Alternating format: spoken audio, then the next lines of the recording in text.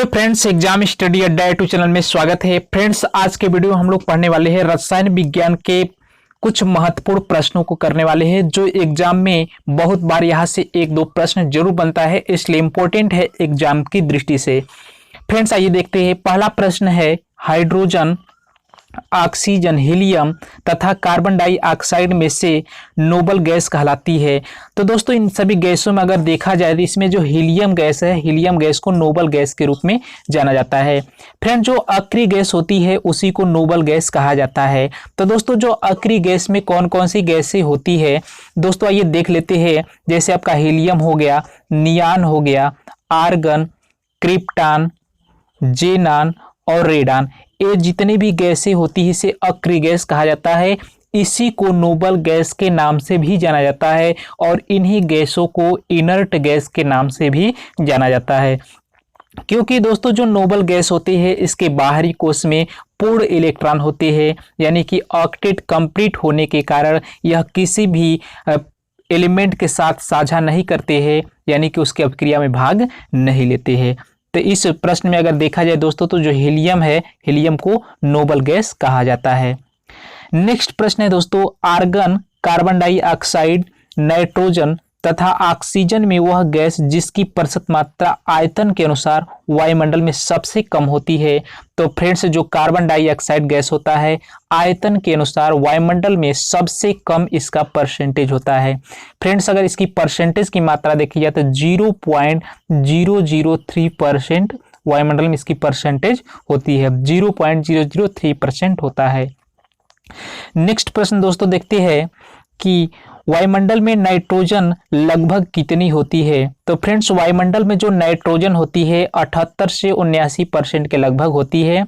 और friends, nitrogen ही एक ऐसी गैस है जो वायुमंडल में सबसे अधिक मात्रा में पाई जाती है। और फ्रेंड्स, नाइट्रोजन के कारण ही जो कोई आग होता है आग बुझता है, यानी कि नाइट्रोजन अगर गैस नहीं रहेगा तो हम आग को नहीं बुझा सकते हैं। नेक्स्ट प्रश्न है दोस्तों, N2O2 कार्बन तथा H2 में से गैसीय चक्र नहीं है। तो फ्रेंड्स, H2 जो गैस है यह गैसीय चक्र के अंतर्गत नहीं आता है, यानी कि हाइड्रोजन जो गैस है यह गैसीय चक्र के अंतर्गत नहीं आता है। नेक्स्ट प्रश्न की तरफ चलते हैं। फ्रेंड्स, गोताखोरों के सांस लेने संबंधी क्रिया में उपयोग की जाने वाली गैसें हैं। तो फ्रेंड्स, जो गोताखोर होते हैं जो पानी के अंदर जाते हैं तो उसके अंदर जो सांस लेने वाली गैसें प्रयोग करते हैं, ऑक्सीजन और हीलियम गैस प्रयोग करते हैं। कौन सा? ऑक्सीजन और हीलियम गैस, दो गैसों का प्रयोग करते हैं गोताखोर सांस लेने में। नेक्स्ट प्रश्न है दोस्तों, गोताखोर द्वारा गहरे समुद्र में सांस लेने के लिए ऑक्सीजन के साथ मिश्रित किया जाता है, यानी कि ऑक्सीजन की भी उसमें मात्रा होती है और ऑक्सीजन के साथ कुछ और गैस की मिश्रित किया जाता है। वह गैस कौन सा होता है? तो फ्रेंड्स, हीलियम गैस होता है। और फ्रेंड्स, हम जानते हैं कि हीलियम गैस हल्का होता है, यह वायुयान के टायरों में भरने के लिए प्रयोग किया जाता है। नेक्स्ट प्रश्न है कि सल्फर हेक्साक्लोराइड फ्लोराइड अणु का आकार कैसा है? तो फ्रेंड्स, अष्टफलकीय होता है। सल्फर हेक्साफ्लोराइड का जो आकार होता है अष्टफलकीय होता है, यानी कि SF6 होता है। कितना होता है? SF6 इसका यौगिक सूत्र होता है। नेक्स्ट प्रश्न है दोस्तों, जल में आसानी से घुलनशील कौन सा यौगिक होता है? तो अमोनिया गैस होता है जो जल में आसानी से घुल जाता है, तो इसको भी याद रखिएगा। नेक्स्ट प्रश्न है दोस्तों, लाफिंग गैस जिसे हास्य गैस के रूप में जाना जाता है प्रयोग होता है। कौन सा गैस हास्य गैस के रूप में प्रयोग होता है? तो नाइट्रस ऑक्साइड गैस होता है दोस्तों, यह लाफिंग गैस के रूप में प्रयोग किया जाता है। नेक्स्ट प्रश्न है दोस्तों, डॉक्टरों द्वारा एंथेसिया के रूप में प्रयोग होने वाली हास्य गैस है, तो यह भी नाइट्रस ऑक्साइड गैस भी है। तो दोस्तों, एग्जाम में तरह तरह के प्रश्न चेंज करके पूछा जाता है, इसलिए आप इसको भी याद रखिएगा, यानी कि एंथेसिया के रूप में इसका प्रयोग किया जाता है। ये बहुत ही मोस्ट इंपॉर्टेंट प्रश्न है एग्जाम की दृष्टि से। नेक्स्ट प्रश्न है दोस्तों, आर्गन, नियान, जीनान और नाइट्रस ऑक्साइड में स्ट्रेंजर गैस कहते हैं, यानी कि इन सभी गैसों में दोस्तों अगर देखा जाए तो इसमें स्ट्रेंजर गैस के नाम से किसको जाना जाता है? तो जीनान गैस को स्ट्रेंजर गैस के नाम से जाना जाता है। एग्जाम में बहुत बार यह प्रश्न बन चुका है, इसलिए इंपॉर्टेंट है एग्जाम की दृष्टि से। नेक्स्ट प्रश्न दोस्तों है कथन से संबंधित है। पहला कथन कह रहा है कि बोर्डो मिक्सचर कॉपर, सेकेंड सल्फेट और कैल्शियम हाइड्रोक्साइड का जल में मिश्रण है और इससे फफूंदनाशी के रूप में प्रयोग किया जाता है। जी हाँ दोस्तों, यह करेक्ट है, यानी जो बोर्डो मिक्सचर, कॉपर सल्फेट और कैल्शियम हाइड्रोक्साइड जो जल का मिश्रण होता है, इसे फफूंदनाशी के रूप में प्रयोग किया जाता है। नेक्स्ट कथन कहा है कि बोरिक अम्ल औषधि उद्योग तथा खाद्य परिरक्षक के रूप में प्रयोग होता है। तो फ्रेंड्स यह भी कथन सही है, यानी कि जो बोरिक अम्ल होता है औद्योगिक उद्योग हो गया, खाद्य परिरक्षक के रूप में प्रयोग किया जाता है। नेक्स्ट प्रश्न है दोस्तों शुष्क बर्फ जिसे कार्बन डाइऑक्साइड गैस के रूप में जाना जाता है। कार्बन डाइऑक्साइड गैस हो, ठोस कार्बन डाइऑक्साइड गैस को शुष्क बर्फ के रूप में जाना जाता है। यह भी कथन सही है। तो दोस्तों नेक्स्ट कथन कहा है कि हंसाने वाली गैस को नाइट्रिक ऑक्साइड कहा जाता है। नेक्स्ट कथन कहा है कि हंसाने वाली जो गैस होती है जिसे हास्य गैस या लाफिंग गैस के रूप में जाना जाता है, वह गैस नाइट्रस ऑक्साइड है। तो एक कथन गलत है फ्रेंड्स, क्योंकि जो हास्य गैस होती है नाइट्रस ऑक्साइड गैस होता है N2O, जिसका रासायनिक सूत्र होता है N2O होता है, न कि नाइट्रिक ऑक्साइड। यानी कि उपरोक्त कथन में जो सत्य कथन नहीं है, हंसाने वाली गैस नाइट्रिक ऑक्साइड कथन सत्य नहीं है, और बाकी जितने भी फैक्ट था वह सभी सत्य था। नेक्स्ट प्रश्न की तरफ चलते हैं फ्रेंड्स। नाइट्रोजन से मुक्ति होता है, नाइट्रोजन से क्या मुक्ति होता है? तो फ्रेंड्स स्थलीय मंडलीय एवं वायुमंडलीय नाइट्रोजन की मात्रा अप्रभावित रहती है इसके कारण।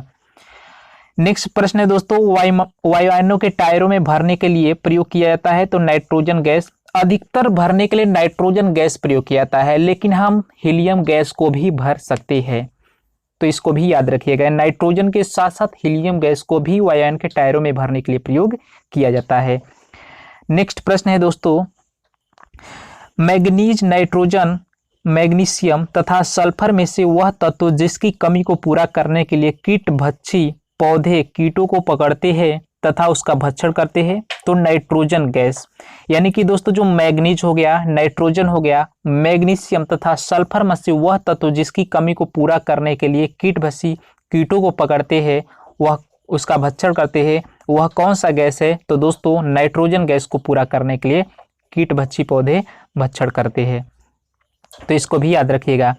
नेक्स्ट प्रश्न है दोस्तों नीला थोथा किसे कहते हैं? नीला थोथा कॉपर सल्फेट को कहते हैं। कॉपर सल्फेट का दोस्तों सूत्र होता है CuSO4 को कॉपर सल्फेट कहा जाता है, इसी को नीला थोथा के रूप में जाना जाता है। नेक्स्ट प्रश्न है दोस्तों, नेक्स्ट प्रश्न है कि एक अज्ञात जल में शीघ्रता से घुल जाती है और गैस युक्त जलीय घोल में लाल लिटमस नीला हो जाता है। यह गैस हाइड्रोजन क्लोराइड का सफेद धूम्र भी देती है। यह अज्ञात गैस कौन सी है? तो जी हाँ दोस्तों अमोनिया गैस है, जो अज्ञात गैस जल में शीघ्रता से घुल जाती है और गैस युक्त जलीय घोल में लाल लिटमस नीला हो जाता है, जिसके कारण यह गैस होता है अमोनिया गैस होता है, इसको भी याद रखिएगा। नेक्स्ट प्रश्न है सुमेलित से संबंधित प्रश्न है friends. Washing soda, washing soda को क्या कहा जाता है? सोडियम कार्बोनेट कहा जाता है, Na2CO3, Na2CO3 के नाम से जाना जाता है। और next caustic soda, caustic soda को सोडियम हाइड्रोक्साइड के नाम से जाना जाता है, सोडियम हाइड्रोक्साइड के रूप में इसको जाना जाता है। इसका क्या सूत्र होता है? NaOH होता है। क्या होता है? NaOH होता है, सोडियम हाइड्रोक्साइड। और नीला थोथा को कॉपर सल्फेट CuSO4 कहा जाता है और हाइपो सोडियम थायोसल्फेट के रूप में जाना जाता है। और दोस्तों जो हाइपो होता है इसका प्रयोग फोटोग्राफी के रूप में प्रयोग किया जाता है। और एक होता है बहुत बार एग्जाम में अभी प्रश्न पूछा जाता है एप्सम साल्ट किसको कहा जाता है? तो मैग्नीशियम सल्फेट को एप्सम साल्ट के रूप में जाना जाता है। और एक बेकिंग सोडा होता है, बेकिंग सोडा को सोडियम बाइकार्बोनेट कहा जाता है और बेकिंग सोडा को सोडियम बाइकार्बोनेट कहा जाता है।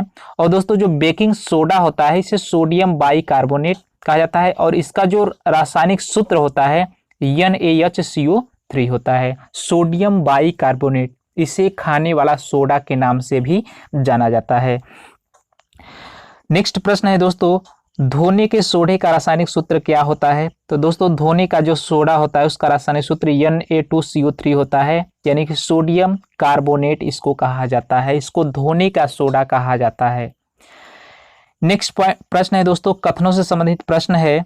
निम्नलिखित कथनों पर विचार कीजिए। पहला कथन कहता है कि निर्जल सोडियम कार्बोनेट साधारणतः पाक सोडा, जिसे बेकिंग सोडा के रूप में जाना जाता है, यानी कि निर्जल सोडियम कार्बोनेट को बेकिंग सोडा के रूप में जाना जाता है। तो दोस्तों यह कथन गलत है, क्योंकि जो निर्जल सोडियम कार्बोनेट यानी बेकिंग सोडा को सोडियम बाई कार्बोनेट के रूप में जाना जाता है, इसलिए पहला कथन तो गलत है। और सेकेंड कथन कहता है अग्निशामकों में पाक सोडा, जिसे बेकिंग सोडा का प्रयोग होता है, यह कथन दोस्तों क्या है? सही है। और थर्ड कथन कहता है कि विरंजक चूर्ण का उत्पादन हेक्सन क्लेवर संयंत्र में होता है। तो दोस्तों यह भी कथन सही है, विरंजक चूर्ण का प्रयोग हेक्सन क्लेवर संयंत्र में होता है। तो दोस्तों जो सही कथन है 2 और 3 सही कथन है, पहला कथन गलत है। नेक्स्ट प्रश्न है दोस्तों, सोडियम क्लोराइड, पोटेशियम क्लोराइड तथा मैग्नीशियम सल्फेट में वह लवण जो सागर में सर्वाधिक मात्रा में पाया जाता है कौन सा होता है? तो दोस्तों सोडियम जो क्लोराइड होता है, जिसका सूत्र NaCl होता है, यह जो सागर में सर्वाधिक मात्रा में पाया जाता है। इसको नमक, यह जो सोडियम क्लोराइड होता है नमक के रूप में भी जाना जाता है, यानी कि नमक इसका नाम होता है। नेक्स्ट प्रश्न है दोस्तों, खाने का सोडा NaCl बनता है मजबूत अम्ल और मजबूत क्षार के मिश्रण से जो बनता है उसे खाने का सोडा NaCl के नाम से जाना जाता है। फ्रेंड्स अगर इसकी निर्माण हम देखा जाए तो मजबूत अम्ल यानी कि स्ट्रॉन्ग एसिड जैसे होता है, स्ट्रॉन्ग एसिड में दोस्तों अगर देखा जाए तो जैसे आपका हो गया स्ट्रॉन्ग एसिड, यानी कि दोस्तों इसमें NaOH स्ट्रॉन्ग बेस हो गया और प्लस और स्ट्रॉन्ग यानी कि दोस्तों इसका जो निर्माण होता है स्ट्रॉन्ग एसिड और स्ट्रॉन्ग बेस के निर्माण मिलने से क्या बनता है? NaCl का निर्माण होता है। तो इसको भी याद रखिएगा। नेक्स्ट प्रश्न है, यह भी कथन से संबंधित प्रश्न है। इसमें कहा है कि NaCl की मौजूदगी के स्थापन दर में वृद्धि होती है। तो दोस्तों इसमें यानी कि NaCl के मौजूदगी में पेरिस प्लास्टर के स्थापन के दर में वृद्धि होती है। यह भी कथन सही है दोस्तों, यानी कि NaCl की अगर मौजूदगी रहेगी तो पेरिस प्लास्टर जो होता है उसके स्थापन के दर में यानी कि सेटिंग के दर में वृद्धि होता है। यह भी कथन आपका सही है। नेक्स्ट प्रश्न कह रहा है कि सीमेंट में जिप्सम के प्रयोग के स्थापन दर को मंद करने में प्रयोग किया जाता है। यह भी कथन सही है, यानी कि सीमेंट में फ्रेंड्स हम जिप्सम का प्रयोग करेंगे तो उसकी जो सेटिंग टाइम होती है कम हो जाती है, जिप्सम के प्रयोग से किया जाता है। और नेक्स्ट कह रहा है इसमें कि नेक्स्ट कथन है कि सभी क्षारीय मृदा धातु जल योजित लवण उत्पन्न करते हैं। यह भी कथन करेक्ट स्टेटमेंट है फ्रेंड्स, यानी कि जो भी क्षारीय धातु होती है सभी जल योजित लवण उत्पन्न करते हैं। और फोर्थ कथन कह रहा है इसमें कि बेरियम तथा स्ट्रोंसियम प्राकृतिक रूप से मुक्त रूप में पाए जाते हैं। तो फ्रेंड्स यह जो कथन है गलत है, यानी कि चारों कथन में जो गलत कथन है फोर्थ कथन गलत है। बेरियम स्ट्रोंसियम प्राकृतिक में मुक्त रूप में पाए जाते हैं, यह मुक्त रूप में नहीं पाया जाता है, इसलिए ऑप्शन नंबर डी इसका गलत होगा। नेक्स्ट प्रश्न है दोस्तों, विरंजक चूर्ण के लिए निम्न कथनों पर विचार कीजिए। तो फ्रेंड्स पहला कह रहा है कि जल में अधिक विलेय होता है विरंजक चूर्ण। तो फ्रेंड्स इसमें जल में अधिक विलेय नहीं होता है, यह जो कथन है असत्य है, यानी कि गलत कथन है। और सेकेंड कह रहा है कि जो विरंजक चूर्ण होता है हल्के पीले रंग का चूर्ण होता है, तो यह कथन फ्रेंड्स सही है। और थर्ड कह रहा है कि यह ऑक्सीकारक होता है, तो यह भी कथन क्या है? सही है फ्रेंड्स, ऑक्सीकारक के रूप में विरंजक चूर्ण का प्रयोग किया जाता है। और फोर्थ कथन कहता है कि तनु अम्ल की प्रतिक्रिया से क्लोरीन निष्कासित करता है, तनु अम्ल की प्रतिक्रिया से क्लोरीन निष्कासित करता है, यह भी कथन सही है।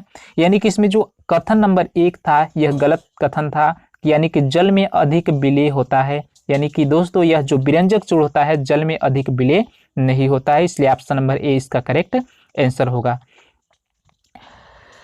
नेक्स्ट प्रश्न की तरफ चलते हैं फ्रेंड्स। ब्यूटेन, मेथेन, प्रोपेन तथा रेडान में से वह गैस जो सिगरेट लाइटर में प्रयुक्त होती है, यह भी बहुत बार एग्जाम में प्रश्न बनता है। तो दोस्तों जो ब्यूटेन गैस होती है ब्यूटेन गैस का जो प्रयोग किया जाता है सिगरेट लाइटर के रूप में प्रयोग किया जाता है। नेक्स्ट प्रश्न है दोस्तों, भोपाल गैस त्रासदी हुई थी, भोपाल गैस त्रासदी में किस गैस का रिसाव हुआ था? तो फ्रेंड्स मिथाइल आइसोसाइनेट रिसाव हुआ था। यह भी एग्जाम में बहुत बार प्रश्न बनता है, इसलिए इसको भी याद रखिएगा। नेक्स्ट प्रश्न है दोस्तों, छपाई में प्रयोग की जाने वाली स्याही का क्या नाम स्याही प्राप्त होता है? तो मीथेन के अपघटन से जो स्याही प्राप्त होता है उसको छपाई करने में हम प्रयोग करते हैं। नेक्स्ट प्रश्न है दोस्तों, मीथेन गैस उत्पादन करने वाला क्षेत्र है धान का खेत, यानी कि धान के खेत में मीथेन गैस उत्पन्न होता है, यानी कि उत्पादन होता है। नेक्स्ट प्रश्न है दोस्तों, सुमेलित कीजिए। इसमें कह रहा है कि सूची 1 को सूची 2 से सुमेलित करना है। पहला है इलेक्ट्रोकार्डियोग्राफी। इलेक्ट्रोकार्डियोग्राफी जो होता है यह हृदय विकार संबंधी होता है, यानी कि इसका हृदय विकार से होगा सुमेलित। डीडीटी क्या होता है? तो दोस्तों जो डीडीटी होता है यह एक प्रकार का कीटनाशक दवा होता है। इसी तरह से निकोटीन क्या होता है? यह तंबाकू के रूप में प्रयोग किया जाता है, यानी कि ये सभी सुमेलित थे। नेक्स्ट प्रश्न है दोस्तों, वह उत्प्रेरक जिसका उपयोग वनस्पति तेलों के हाइड्रोजनीकरण के लिए प्रयोग किया जाता है? तो फ्रेंड्स वह निकिल होता है। निकिल जो उत्प्रेरक के रूप में वनस्पति तेलों के हाइड्रोजनीकरण में प्रयोग किया जाता है, निकिल गैस का प्रयोग किया जाता है। नेक्स्ट प्रश्न है दोस्तों, फलों को पकाने में सहायता करता है?